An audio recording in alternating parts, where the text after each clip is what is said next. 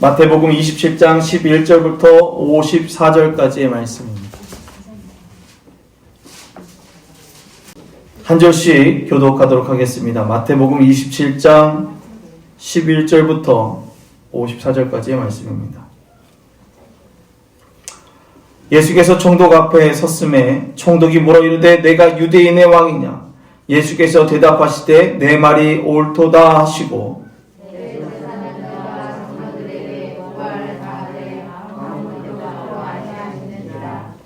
이에 빌라도가 이르되 그들이 너를 쳐서 얼마나 많은 것으로 증언하는지 듣지 못하였느냐 하되 한마디도 대답하지 아니하시니 총독이 크게 놀라워하더라. 명절이 되면 총독이 무리의 청원대로 죄수한 사람을 놓아주는 전례가 있더니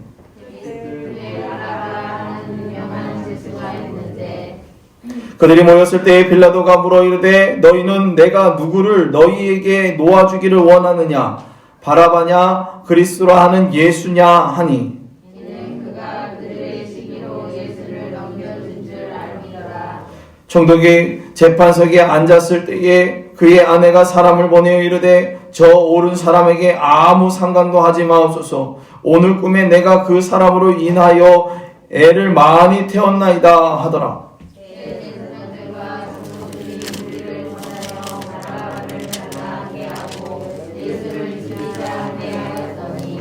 총독이 대답하여 이르되 둘 중에 누구를 너희에게 놓아주기를 원하느냐 이르되 바라바로소이다.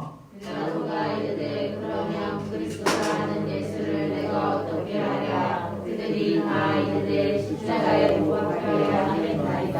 빌라도가 이르되 어쩌미냐 무슨 악한 일을 하였느냐. 그들이 더욱 소리질러 이르되 십자가에 못 박아야 하겠나이다 하는지라. 빌라도가 아무 성과도 없이 도리어 논란이 나는 것을 보고 물을 가져다가 우리 앞에서 손을 씻으며 이르되 이 사람의 피에 대하여 나는 무죄하니 너희가 당하라. 백성이 다 대답하여 이르되 그 피를 우리와 우리의 자손에게 돌릴지어다 하거늘 이에 바라바는 그들에게 놓아주고 예수는 채찍질하고 십자가에 못 박히게 넘겨주니라. 이에 총독의 군병들이 예수를 데리고 관정 안으로 들어가서 온 군대를 그에게로 모이고 그의 옷을 벗기고 흉포를 입히며 가시관을 엮어 그 머리에 씌우고 갈대를 그 오른손에 들리고 그 앞에서 무릎을 꿇고 희롱하여 이르되 유대인의 왕이여 평안할지어다 하며 그에게 침뱉고 갈대를 빼앗아 그의 머리를 찢어라.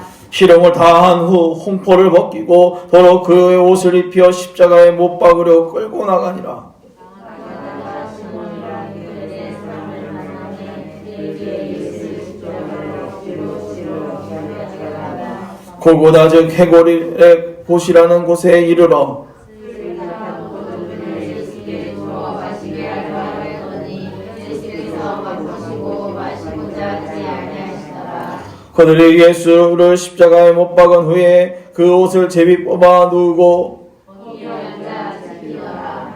그 머리 위에 있는 유대인의 왕 예수라 쓴 죄패를 붙였더라. 이때 예수와 함께 강도들이 십자가에 못 박히니 하나는 우편에 하나는 좌편에 있더라. 지나가는 자들이 자기 머리를 흔들며 예수를 모욕하여 이르되 성경을 알고 사흘에 치는 자여 내가 만일 하나님의 아들이어든 자기를 구원하고 십자가에서 내려오라 하며 그와 같이 대제사장들도 서기관들과 장로들과 함께 희롱하여 이르되 그가 아담은 구원하였으되 자기는 구원할 수 없도다. 그가 이스라엘의 왕이로다. 지금 십자가에서 내려올지어다. 그리하면 우리가 믿겠노라. 그가 하나님을 신뢰하며 하나님이 원하시면 이제 그를 구원하실지라. 그의 말이 나는 하나님의 아들이라 하였도다 하며 함께 십자가에 못 박힌 강도들도 이와 같이 욕하더라. 제6시부터 온 땅에 어둠이 임하여 제9시까지 계속되더니 제9시쯤에 예수께서 크게 소리질러 이르시되 엘리 엘리 라마 사박다니 하시니 이는 곧 나의 하나님 어찌하여 나를 버리셨나이까 하는 뜻이라. 거기 섰던 자 중 어떤 이들이 듣고 이르되 이 사람이 엘리야를 부른다 하고 그 중에 한 사람이 곧 달려가서 해면을 가져다가 신 포도주에 그 남은 사람들이 이르되 가만두라 엘리야가 와서 그를 구원하나 보자 하더라. 예수께서 다시 크게 소리 지르고 영원히 떠나시니라. 이에 성소 휘장 위로부터 아래까지 찢어 둘이 되고 땅이 진동하며 바위가 터지고 무덤들이 열리며 자던 성도의 몸이 많이 일어나되 예수의 부활 후에 그들이 무덤에서 나와서 거룩한 성에 들어가 많은 사람들에게 보이니라. 백부장과 및 함께 예수를 지키던 자들이 자신과 그 일어난 일들을 보고 심히 두려워하여 이르되 이는 진실로 하나님의 아들이었도다 하더라. 아멘. 기도합니다. 걸어가신 하나님 귀한 말씀을 같이 나누려고 합니다. 은혜의 시간 되어지게 하옵소서. 예수님의 이름으로 기도드리옵나이다. 아멘. 할렐루야. 네, 일주일 동안 잘 지내셨나요? 아멘. 자, 일주일 동안 지내면서 잠시만 방심하면 오늘 아침에 일어났던 것처럼 삐 하는 소리 때문에 어떻습니까? 놀라지 않습니까? 안 놀라셨어요? 저는 재난 문자와 공공 안전 문자 두 가지로 나눠졌는데 공공 안전 문자는 나오는데 재난 문자는 안 나오더라고요. 그래서 공공 안전 문자의 소리가 오늘도 울렸던 것처럼 깜짝깜짝 놀리는 이런 한 주간을 살았던 것 같습니다. 여러분 코로나19의 바이러스의 특징도 알고 어떻게 해야 되는지 아는데 우리가 지금 뭐가 없어서 불안에 떨고 있습니까? 백신이 없어서 불안에 떨어 살고 있지 않습니까? 우리들에게 잘못된 정보를 전달하고 인기몰이를 그리고 여론몰이를 가지고 기사를 쓰고 있던 이런 혹 일명 기레기 같은 기사들을 쓰는 그런 그 기사들이 인터넷에 뜨거웠던 한 주간을 보낸 것 같습니다. 사람들에게 불안감을 조성하고 그것을 가지고 자기의 이익을 챙기고 있는 사람들이 있는 세상 가운데 우리는 지금도 살아가고 있습니다. 내가 원하는 프레임을 만들고 그 프레임 안에 가두려는 힘 있는 자들의 모든 결정 때문에 또한 불안해하는 사람들이 있다는 것입니다.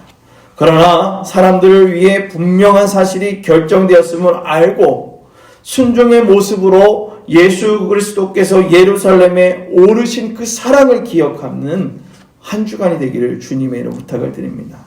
지금 당장 내게 일어날 일이 예측할 수 없는 가운데 살아가지만 그 모든 일의 근원이신 하나님을 믿고 의지할 수 있기를 주님의 이름으로 부탁을 드립니다. 요즘 그 재밌는 뉴스 보지 않았습니까? 한국인들의 움직임 동향 이래가지고 나왔던 구글에서 한국 사람들의 핸드폰을 위치 추적을 했나봐요. 그 위치 추적이 아니라 어플을 가지고서 있는 사람들의 그 분포들 어디를 많이 있었나 봤더니 실내에서 움직이는 것들은 줄었는데 야외에서 활동하는 것들이 늘었다고 합니다. 그래서 요즘 이런 예측 시스템을 많이 이야기해요. 그래서 분석과 통계가 필요한 곳에서 AI를 통해 많은 것들을 분석하고 그 통계를 가지고 예측하는 세상 가운데 살아가고 있죠. 예측을 한다면 어떤 일이 일어날까? 좋은 일도 일어나겠지만 그 예측에 대한 그 정보 때문에 집단 지성이 발동해서 그것을 통해서 두려움이 더 증폭되는 일들이 일어날 겁니다. 아마 코로나19가 이렇게 힘들게 하는 이 순간 우리에게 미래를 예측한다면 얼마나 좋겠습니까? 그래서 코로나19 상황이 언제쯤 벗어날지 그리고 이 변화가 어떻게 움직여질지 분명한 통계를 내고 예측을 한다면 엄청난 인기를 끌 겁니다. 그 사람 대단하고 훌륭하더라고. 그런데 미래를 예측하는 것은 여러분 잘 알지만 과거의 패턴과 현재의 상황을 추론한다면 미래가 보인다고 합니다.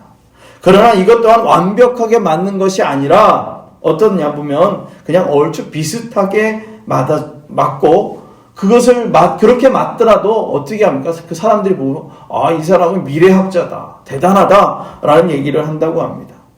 한치 앞을 내다볼 수 있는 세상 가운데 살아가는 우리들에게 많은 통계들이 우리의 마음을 힘들게 할지라도 하나님이 우리와 함께 한다는 사실을 우리는 안다면 그 예측을 뛰어넘는 놀라운 결과들이 우리에게 나타날 줄로 믿습니다.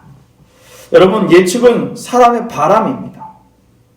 그래서 내가 원하는 대로 몰아가고 또 그 결과값을 생각하며 세상을 살아가기도 합니다.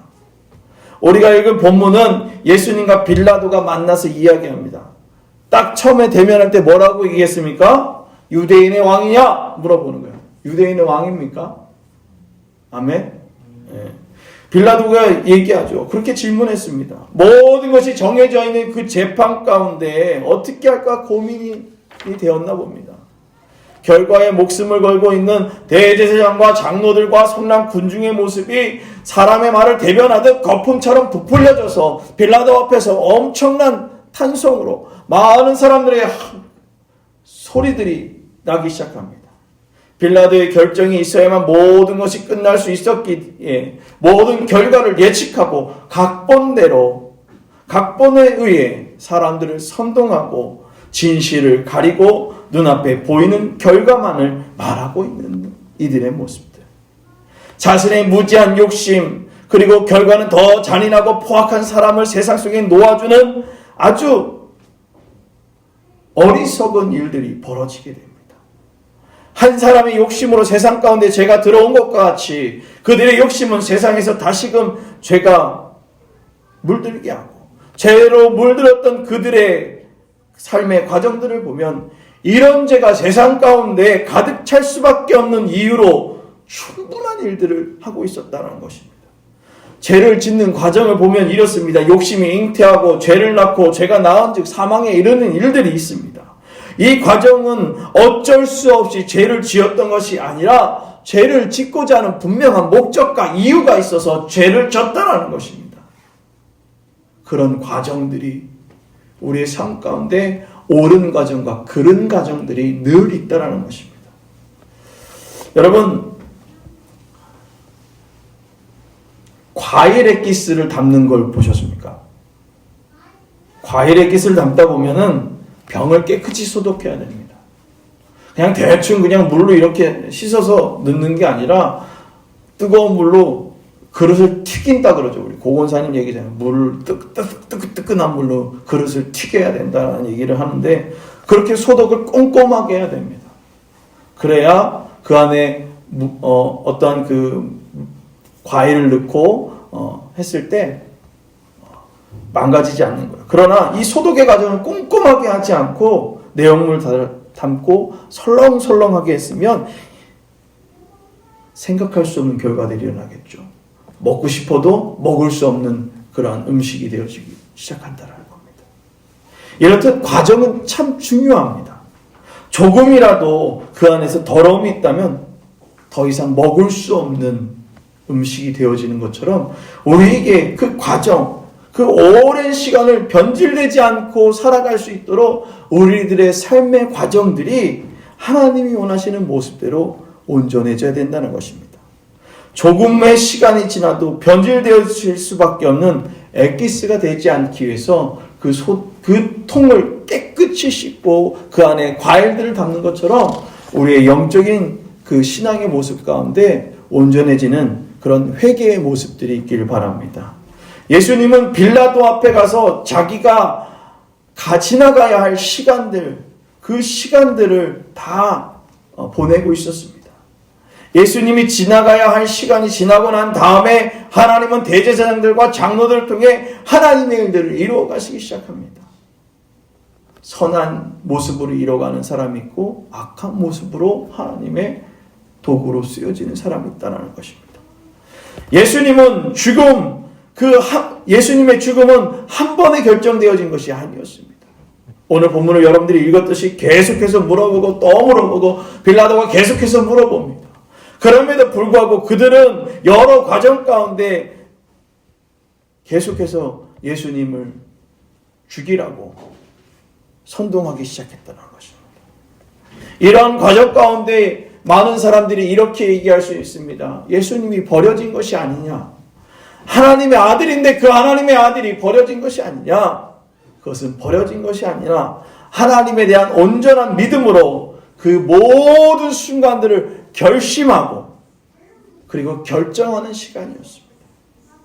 빌라도와 예수님의 만남, 그리고 대제사장과 장로들이 무리에게 말하여 바라바를 달라고 하고 예수를 죽이자고 얘기합니다. 그리고 사람들은 바라바라 놓아주기를 외쳤어요. 예수님은 생명을 구하기까지 모든 과정을 통해 철저하게 버림받고 외면받았습니다. 그리고 총독의 군병들이 옷을 벗기고 홍포를 입히고 네가 유대인의 왕이냐 하면서 그를 끊임없이 멸시하고 있었습니다. 가시관을 엮어 머리에 씌우고 갈대를 오른손에 듣고 조롱했던 그 군병들, 그리고 또 함께 못 박혔던 강도의 조롱에도 조금 더 흔들리지 아니하고 인내하시고 예수님의 모습으로 예수님은 우리에게 그런 모습으로 다가오셨다는 겁니다. 인내하는 모습으로, 우리에게 사랑의 모습으로 다가오셨습니다. 이 인내의 시간이 지나가고 그 결과의 시간이 다가오기 시작했습니다. 그 결과의 시간엔 온 땅에 어둠이 가득 찼고 예수님은 소리 지르시며 말씀하셨습니다. 엘리 엘리 라마 사마다니, 하나님이여 하나님이여 나를 어찌 버리셨나이까 외치며 절규하는 목소리였습니다. 그러나 그 절규의 목소리를 많은 사람들이 듣지 못했습니다. 어떤 이도 그 소리가 어떤 뜻인지 모르고 그렇게 있었다는 것입니다. 그래서 여기 앞에 있던 사람이 이렇게 얘기합니다. 엘리야가 와서 구원하라 그러죠. 예수 그리스도의 그 절규의 소리를 아무도 알지 못하고 그냥 비웃듯 지나갔습니다. 사람의 잘못된 모습이 온 지면에 가득할지라도 하나님의 인내의 시간을 통해 우리에게 구원의 은혜를 베풀어 주셨습니다. 정의라고는 찾아볼 수 없는 이 세상 가운데, 선한 것이라고는 찾아볼 수 없는 이 세상 가운데 모든 빛이 힘을 잃고 휘장이 위로부터 아래까지 찢어졌고 돌덩이가 땅이 진동하고 돌과 바위가 터지는 이 일들, 무덤이 열리고 자던 성도들의 몸이 일어나고 이 모든 과정을 지나가게 되었다는 것입니다. 그러나 이 모든 일이 일어남에도 불구하고 사람들은 마음의 거품과 같이 더 부풀어 오르며 진실을 잃어버린 이들, 그리고 삶에 부풀어 올랐던 그 거품이 이제 먼지처럼 잠잠해질 때에 이제 온전한 형태가 보이는 것이 우리들에게 필요하다는 것입니다. 오늘 하나님께서는 그 온 지면의 거품과 같이 함성을 지렀던 그 많은 사람들이 이제 잠잠해지면서 하나님께서 우리에게 오셨던 그 본래의 목적을 알게 하셨다는 것입니다. 우리가 사람과 이야기할 때 제일 힘든 것이 무엇인지 아십니까? 아무리 얘기해도 목적 없는 이야기를 하는 것이 제일 힘듭니다. 그래서 아무리 이야기를 해도 힘만 들고 짜증이 나기 시작합니다. 그러나 분명한 목적이 있는 사람들에게는 불필요한 말이 없습니다. 그래서 그냥 읽으면, 그 사람과 이야기하면 흥이 나고 비전이 생기고 뭔가 할 수 있는 일들이 생긴다는 것입니다. 이사야 50장 4절 말씀을 읽어보겠습니다. 주 여호와께서 학자들의 혀를 내게 주사 나로 곤고한 자를 말로 어떻게 도와줄 줄을 알게 하시고 아침마다 깨우시되 나의 귀를 깨우치사 학자들같이 알아듣게 하시도다. 아멘. 오늘 주님께서는 우리에게 분명한 목적을 알아듣게 하신다는 것입니다. 예수 그리스도가 이 땅 가운데 오신 그 분명한 목적을 우리에게 가르치시고 있다는 것입니다. 오늘 주님께서는 여러분들에게 말씀하십니다. 분명한 목적을 가지고 살아가는 사람들에게 살아갈 수 있는 방법을 알게 해주신다는 것입니다. 어떻게 하면 될지 분명한 방향을 볼 수 있도록 지혜를 허락해 주셨습니다. 이사야 50장 7절 말씀이 이렇게 얘기합니다. 주 여호와께서 나를 도우심으로 내가 부끄러워하지 아니하고 내 얼굴을 보싯돌같이 굳게 하였으므로 내가 수치를 당하지 아니할 줄 아노라. 아멘. 오늘 주님께서는 우리에게 분명하게 말씀하십니다. 하나님의 말씀이 분명한 확신이 있는 사람들, 하나님의 말씀을 분명하게 확신하고 살아가는 그들에게 하나님은 부끄럽지 아니하도록 우리를 도와주시고, 내가 거기에서 얼굴이 조금도 변하지 않고 빛과 같이 발광되며 많은 사람들에게 확실하게 이야기하며 나아갈 수 있다는 것입니다. 그리스도인의 분명한 목적은 빌립보서 2장 5절 말씀에 이렇게 이야기합니다. 내 안에 이 마음을 품으라 곧 그리스도 예수의 마음이니. 아멘. 우리의 분명한 목적입니다. 우리의 분명한 목적이 되신 그리스도 예수의 마음이 널 품게 될 때 모든 것이 결정난 후에도 당당하게 되어지더라는 것입니다. 나의 삶의 나의 방향이 많은 사람들을 통해서, 많은 사람들의 프레임을 통해서 나를 힘들게 만든다고 그렇게 할지라도 우리가 당당해질 수 있다는 것입니다. 10절부터 11절, 빌립보서 2장 10절부터 11절까지의 말씀이 이렇게 합니다. 하늘에 있는 자들과 땅에 있는 자들과 땅 아래에 있는 자들로 모든 무릎이 예수의 이름에 꿇게 하시고 모든 입으로 예수 그리스도를 주라 시인하여 하나님께 영광을 돌리게 하셨느니라. 아멘. 오늘 주님은 우리에게 그렇게 말씀하고 계십니다. 예수 그리스도가 예루살렘에 입성해 많은 사람들이 종려가지를 흔들고 호산나 호산나 외쳤지만 대제사장들과 장로들과 군중들을 선동하여 예수를 못 바꿀 것을 알고 있음에도 불구하고 예루살렘에 올라와 굳은 의지로 그 길을 가셨던 그 그리스도의 사역, 하나님의 구원 사역에 온전히 순종하기 위하여 그 자리로 달려나갔던 예수 그리스도의 사랑, 그의 사랑을 통해, 믿음을 통해, 확신을 통해 하나님 앞에 달려나아갈 때에 모든 권세들이 땅에 엎드려 무릎 꿇게 하는 놀라운 은혜를 허락하셨다는 것입니다. 온전하게 순종할 수 있는 것은 그 길을 분명하게 아는 길이기 때문에 순종하게 되는 것입니다. 모르는 길을 갈 때, 알지 못하는 길을 갈 때에 여러분 어떻겠습니까? 불안하지 않겠습니까? 그러나 분명히 아는 그 길을 갈 때에는 내게 잠깐 어려움이 있을지라도, 뭔가 가리는 일들이 있을지라도 어떻게 합니까? 괜찮아. 이것만 지나가면 무슨 일이 일어날 거야. 걱정하지 마. 라고 이야기할 수 있는 것입니다. 하나님이 주시는 분명한 목적이 있는 이들에게는 꿈과 희망이 있다는 것입니다. 따라합니다. 하나님이 주시는 분명한 목적이 있는 이들에게는 꿈과 희망이 있습니다. 아멘. 오늘 우리 축복계 모든 교인들에게 하나님 주시는 꿈과 희망으로 꿈틀꿈틀대며 이 세상을 살아갈 수 있기를 주님의 축원합니다. 요엘서 2장 28절에 이렇게 얘기합니다. 그 후에 내가 내 영을 만민에게 부어주리니 너희 자녀들이 장래일을 말할 것이며 너희 늙은이를 꿈을 꾸며 너희 젊은이는 이상을 볼 것이며. 아멘. 오늘 하나님의 영이 충만한 자들에게 주신 은혜입니다. 예수 그리스도가 십자가에 달리면서까지 우리를 사랑하셨던 그 이유는 하나님의 영이 그와 함께하였고 늘 하나님의 말씀 가운데 살아갔기 때문에 그 하나님이 주시는 것들을 가지고 살아가요. 꿈을 꾸고 장래일을 말하며 그 어떤 일들이 일어날지를 알고 있었다라는 것입니다. 장래일을 말하는 것, 삶의 분명한 목적과 꿈을 주시는 하나님의 영이 충만한 이들에게 주는 것입니다. 하나님의 영이 충만한 이들 가운데 분명한 꿈과 희망이 생기게 됩니다.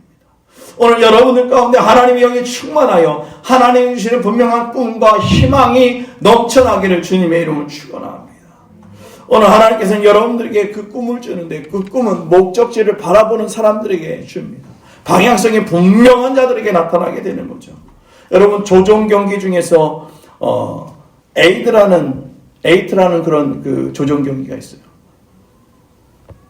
조종 경기 처음 보시나요? 한 번도 안 봤나요?